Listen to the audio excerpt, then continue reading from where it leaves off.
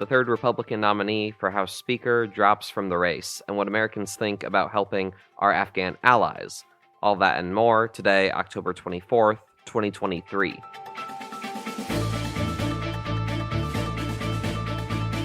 Good morning, early birds. I'm Zimone Perez, and this is the Early Bird Brief, produced by Defense News and Military Times. First up, House Republicans are working to find a new nominee for House Speaker. Just hours after Republicans nominated Majority Whip Tom Emmer of Minnesota for the job, Emmer withdrew from the race. Emmer won the nomination after multiple rounds of Republican conference voting, but hours later it became clear he would not have the needed support for his GOP colleagues to win the gavel. And former President Donald Trump objected to his nomination. Here's why it matters. The work in the House of Representatives is stalled until the House selects a new speaker. The federal government risks a shutdown if Congress fails to pass funding legislation by November 17th. And President Joe Biden has requested money for U.S.-Mexico border security, and to provide $105 billion to help Israel and Ukraine. Federal aviation and farming programs face expiration without action as well. It's been 3 weeks since Republicans voted out Kevin McCarthy from the Speaker seat. The House Speaker will need to accomplish the job of uniting the GOP majority. Another important story, a new poll suggests overwhelming bipartisan support for helping Afghans who helped U.S. troops in Afghanistan. Capitol Hill Bureau Chief Leo Shane III joins the episode. So Leo, tell us about this new polling data about support for helping Afghan allies who are either still seeking to escape Taliban rule in Afghanistan or who are also facing tricky legal issues over visas in the United States. Yeah, this has been a big issue that Congress and a lot of veterans advocates have been looking for because there's still tens of thousands of Afghan allies who haven't been able to make it over to the United States or just in some uncertain immigration status. So the group With Honor conducted a new poll of Americans to try and see where the country stands in this issue because there's been some significant opposition from conservatives in Congress to extending some of these immigration protections. And they found pretty overwhelming support among the public for this. About 80% of Americans say the U.S. should help Afghans who assisted U.S. forces in Afghanistan to resettle in America. 89% say that America has to do something, find some way to uphold their pledge of protecting them, providing security. 81% said that the U.S. should help the Afghans escape Afghanistan and start a new life somewhere. So pretty overwhelming numbers. Splits between Republicans and Democrats were fairly close, a little higher on Democrats, but still Republican support. So it's interesting to see these poll numbers when in Congress they're wrestling over this, saying we don't know if just opening the doors to a lot of these folks is going to be popular and will there be immigration concerns. And who are these folks supporting these Afghan allies, and why does it matter to them? Yeah, With Honor is a bipartisan group that is trying to find consensus made up of a lot of veterans and a lot of or folks with former military connections. They work closely with the Four Country Caucus up on Capitol Hill, which is a bipartisan caucus. And they've been introducing legislation over the last few months related to this issue, trying to find ways to reform the Afghan special immigrant visa program, find ways to speed up State Department processes to get more folks in. For these folks, this is the next step in sort of that legislative push. We'll see if it goes anywhere. As you know, right now the House is at a standstill because of the leadership issues and the lack of a speaker. The Senate, it's been difficult to get anything to move here. So the hope of this group, and frankly, a lot of other veterans advocates that have been pushing for this in recent months, is that maybe the new polling will change some minds. Maybe some conservatives who've been reluctant will start to take a more serious look at this and try and push forward. It's a difficult uphill climb. This is one of those issues that's really important to the veterans groups and to the Afghans who are affected. In the larger congressional space, they've got a budget deal to deal with. They've got the Annual Authorization Act. They've got the speakership fight. There's just too many other things on the agenda right now. So it's hard to see where this is going to break through. But, With Honor and these folks are crossing their fingers, hoping they can just get something moving. In other news, China removed its defense minister. He's the second senior Chinese official to be removed in recent months. Defense News Pentagon reporter Noah Robertson joins the episode to talk about the shakeups and why they matter for national security. So, Noah, tell us more about the latest shakeup at the highest levels of the Chinese military. Chinese Defense Minister Li Shangfu is out. Is that correct? Li has been out of public view for about 2 months. The last speech he gave was in August. And he only became defense minister earlier this year in March. He's not the only senior official quietly removed in this way in recent months. Foreign Minister Qin Gang lost his job in July, and there was no explanation offered for that sacking either. This was followed by other top military officials in China's rocket force, or its nuclear wing, who were axed soon after. Li is the son of a former Red Army soldier and the former head of the Chinese Military Equipment Division, which has been under a probe for suspected graft recently. It's reported that Li is being investigated for corruption related to his time there, but we just don't know yet.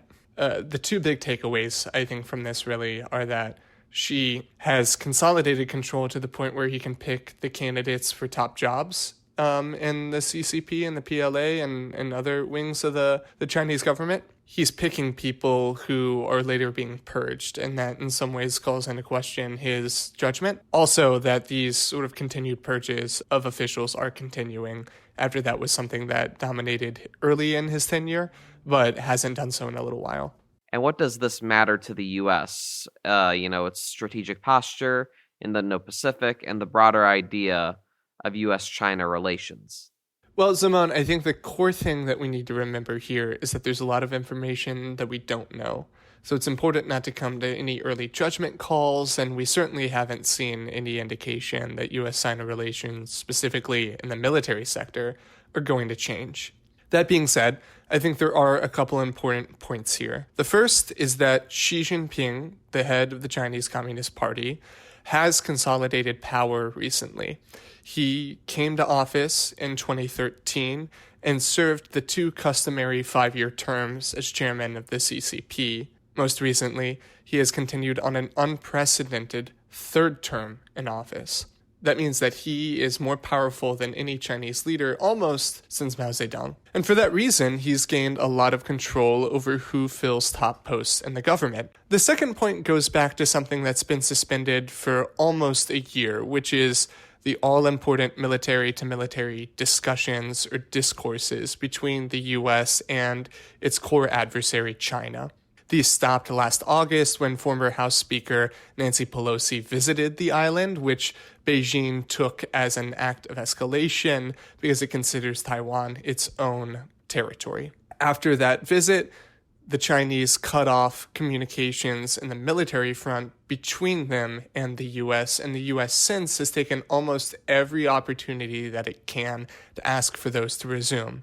The idea being that if the two militaries aren't talking, they're more likely to stumble into some sort of accidental conflict. That being said, there have been some openings recently. There have been sort of lower level conversations between admirals or smaller officials there, but at the ministerial level, we still don't have that. One of the reasons stated for the discussions not resuming was that Li, due to his time as the head of the equipment division in the Chinese military, was under sanctions since 2018 from the US because he helped the Chinese procure fighter jets and surface-to-air missiles from Russia, which the US did not like.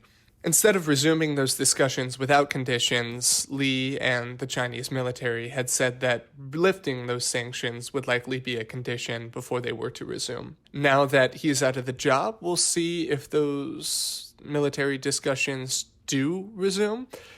We're still not sure. But the Chinese are hosting a military or security forum at the end of October.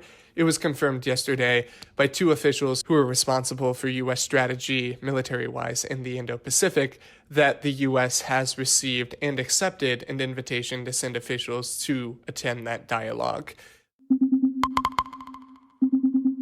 Also on the radar for today, the military's health insurance won't stock or cover the first over-the-counter birth control pill available in the United States.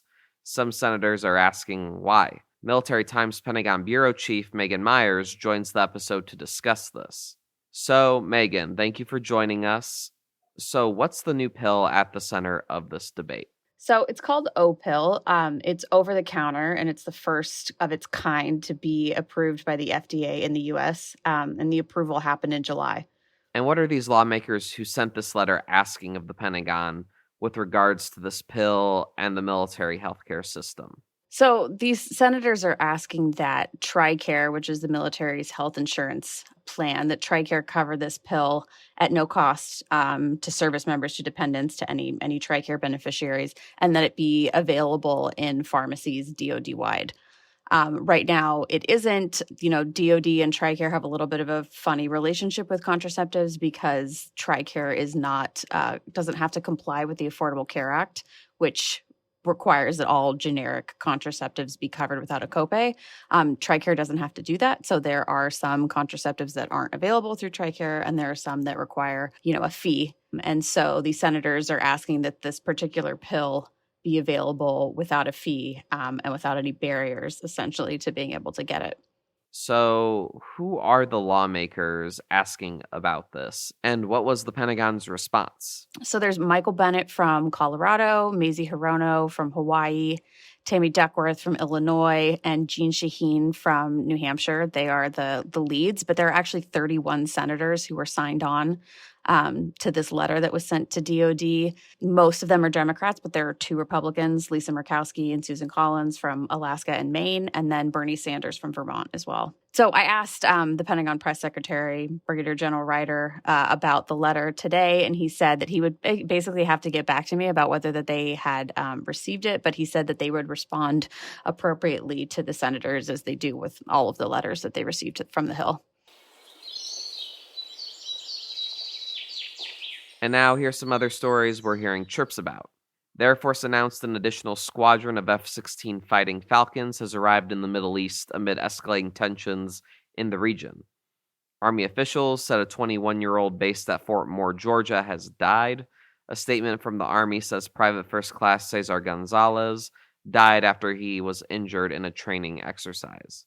The State Department officially announced this week that a military coup d'etat has taken place in Gabon. It said the United States temporarily paused most foreign assistance beginning September 26th. And China's top diplomat is scheduled to visit the United States tomorrow for a 3-day visit. It's the latest move by Washington and Beijing to keep high-level talks open, even despite tense bilateral relations. And on this day in history in 1929, Albert Fall became the first person to be convicted of a crime committed while a presidential cabinet member. Fall was Secretary of the Interior in President Warren G. Harding's cabinet. He was convicted of accepting a bribe while in office earlier in the 1920s as part of the Teapot Dome scandal. Fall was charged with accepting bribes from oil companies in exchange for exclusive rights to drill for oil on federal land, including Teapot Dome, Wyoming.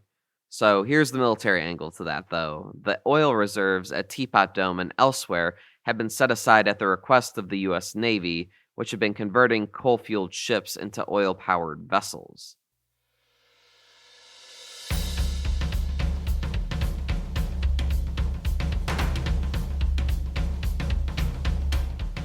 That's it for us this morning. To get more top stories and breaking news, go to defensenews.com/EBB to subscribe to the Early Bird Brief newsletter.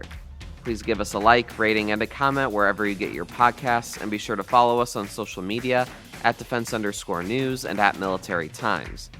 The Early Bird Brief is hosted and produced by me, Zimone Z. Perez. Today's episode featured stories by the Associated Press, Leo Shane III, and Megan Myers. Our editor-in-chief is Mike Gruss. Have a great day.